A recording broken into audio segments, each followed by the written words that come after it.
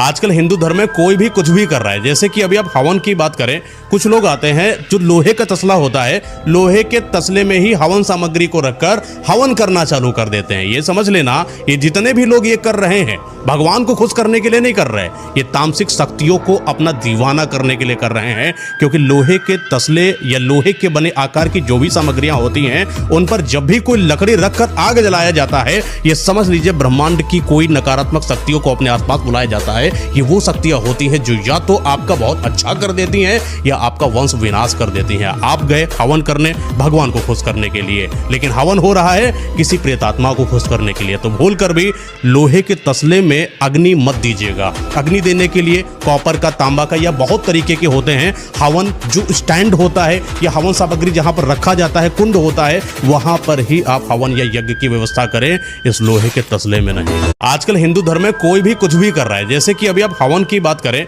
कुछ लोग आते हैं जो लोहे का तसला होता है, लोहे के तसले में ही हवन सामग्री को रखकर हवन करना चालू कर देते हैं। ये समझ लेना, ये जितने भी लोग ये कर रहे हैं भगवान को खुश करने के लिए नहीं कर रहे, ये तामसिक शक्तियों को अपना दीवाना करने के लिए कर रहे हैं। क्योंकि लोहे के तसले या लोहे के बने आकार की जो भी सामग्रियां होती हैं, उन पर जब भी कोई लकड़ी रखकर आग जलाया जाता है, ये समझ लीजिए ब्रह्मांड की कोई नकारात्मक शक्तियों को अपने आसपास बुलाया जाता है। ये वो शक्तियां होती है जो या तो आपका बहुत अच्छा कर देती हैं या आपका वंश विनाश कर देती हैं। आप गए हवन करने भगवान को खुश करने के लिए, लेकिन हवन हो रहा है किसी प्रेतात्मा को खुश करने के लिए, तो भूल कर भी लोहे के तसले में अग्नि मत दीजिएगा। अग्नि देने के लिए कॉपर का, तांबा का या बहुत तरीके के होते हैं हवन जो स्टैंड होता है या हवन सामग्री जहां पर रखा जाता है, कुंड होता है, वहां पर ही आप हवन या यज्ञ की व्यवस्था करें, इस लोहे के तसले में नहीं।